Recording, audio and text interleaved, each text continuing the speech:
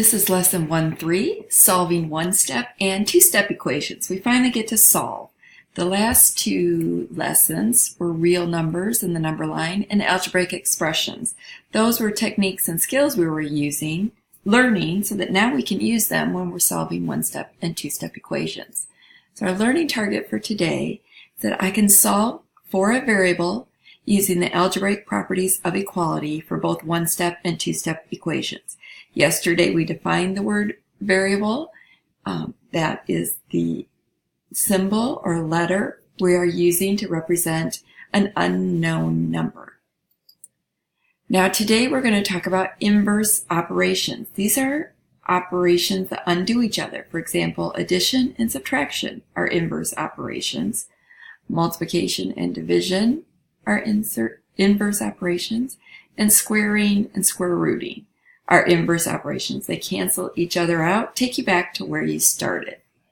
The next term that we need to be familiar with are equivalent expressions.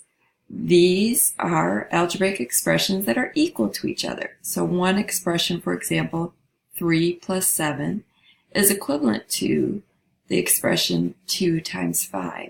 Both of those equal 10. So they are equivalent expressions, and we have them written in an equation. So in algebra, our goal each and every day is to solve for the variable. That means we isolate the x, get any x or any unknown all by itself on one side with an equal sign, and then all the information on the other side. X is equal to something. We're trying to solve for x, get to x equals. In order to do that, we use properties. Algebraic properties. The first property that you have already learned and know from last year is the addition property of equality. This says for all real numbers A, B, and C, any real numbers you want to pick, if A is equal to B, then the addition property of equality says we can add the same number to both sides and it will still be equal. A plus C is still equal to B plus C.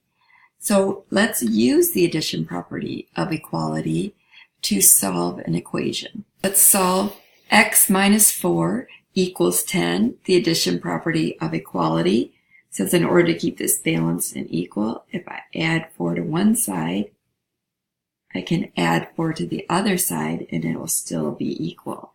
So these things cancel each other out because subtraction and addition are inverse operations. And I'm left with just the x here. On this side of the equation, 10 plus 4 is 14, and I have solved. That is an example of a one-step equation. One step meaning we only had to do one thing in order to solve it. We added 4 to each side using the addition property of equality. Next, we have subtraction property of equality. It states for all real numbers A, B, and C, if A equals B, then we can subtract the same numbers from both sides and it will remain equal. A minus C equals B minus C. So let's solve a problem using the subtraction property of equality. We have x plus 6 equals 15. Our goal in algebra is to get x by itself. Right now, x has a positive 6 being added to it. So we want to use the inverse operation of addition, which is subtraction. So we will subtract 6 from both sides, and we get x equals 9. Let's look at this word problem. In order to weigh our dogs, Oscar and Ziggy, my daughter steps on the scale, holding one dog at a time. We know my daughter weighs 112 pounds. Write an equation to find Oscar's weight if together Oscar and my daughter weigh 123 pounds. So what are we trying to find? Let's define our variable. Let's let x equal Oscar's weight.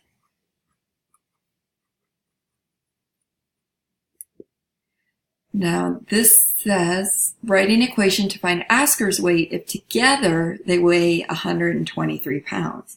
So if we write down my daughter's weight plus Oscar's weight equals 123. That's what they weigh together. Now we want to get the x by itself it has 112, positive 112, so let's subtract 112, subtract 112. So now we have isolated our x all by itself, and we see over here that Oscar weighs 11 pounds. Our next property is the multiplication property of equality. It states for all real numbers a, b, and c, if a is equal to b, then a times c is equivalent to b times c. So let's solve x divided by 2 equals 20. X divided by 2 equals 20. Again, our x is not isolated, it is being divided by 2. What's the inverse operation of division? Multiplication. So I'm going to multiply by 2 on each side. So this 2 in the numerator cancels with that 2 in the denominator. So x equals 40. The final property is the division property of equality for all real numbers a, b, and c. If a equals b, then a divided by c will be equal to b divided by c. So let's solve 10y equals 450. Our variable is not by itself. Our variable is being multiplied by 10. So we want the inverse operation, which is division.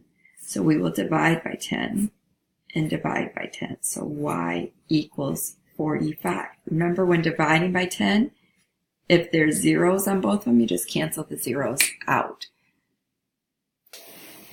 Now let's try a problem that has a fraction in it. Solve 3/4 x equals 9. Now when we look at this, we can think about it in two ways. We can just use the reciprocal and multiply each side by the reciprocal in order to get that x alone. So the 4 on top cancels with the 4 on the bottom. The 3's cancel out. We're left just with x. Now over here with our whole number and a fraction, we know the 9 is just sitting on a 1, and we multiply straight across. We have 36 over 3, and that top and bottom is divisible by 3. We can simplify that, and we get 12. Now another way that we could look at this, we can put the 3 and the x together on the top, because that x is over a 1. In this case, we can turn it into a two-step equation. It's still 3/4 x. Okay, we're just writing it slightly differently by combining the 3 and the x in the numerator. So what we see is happening with our x is it's being divided by 4. So the first step we can do is multiply each side by 4. So those cancel out, and we have 3x equals 36. Now our x is still not alone. It needs to be divided by 3 because it's being multiplied by 3. So then we get x equals 12. So with fractions, we can sometimes do them as one step if we use reciprocals, or two steps if we look at them separately. Our next example is a two-step equation. Our goal is to get the b by itself. It has 11 being added to it, so let's subtract 11 from both sides. So now we have negative b equals negative 28. We don't want to solve for negative b, we want to solve for b. Our b is being multiplied by a negative 1. So we are going to divide by negative 1 and divide by negative 1. So that negative cancels with our negative 1. So b actually equals positive 28.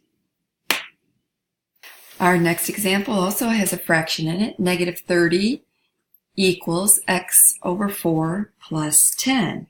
Now with two-step equations, we're always going to start as far away from the x as possible. So we're usually starting with either addition or subtraction. So we have a positive 10 here, so we're going to subtract 10 from both sides. Negative 40 equals x over 4. That canceled out. So now our x is being divided by 4. The inverse operation is multiplication, so we're going to multiply by 4. We can think of that as a 4 over 1. And over here, we're going to multiply by 4. So on the right-hand side, our 4's cancel out, and we're left with just our x. On the left-hand side, we have negative 160.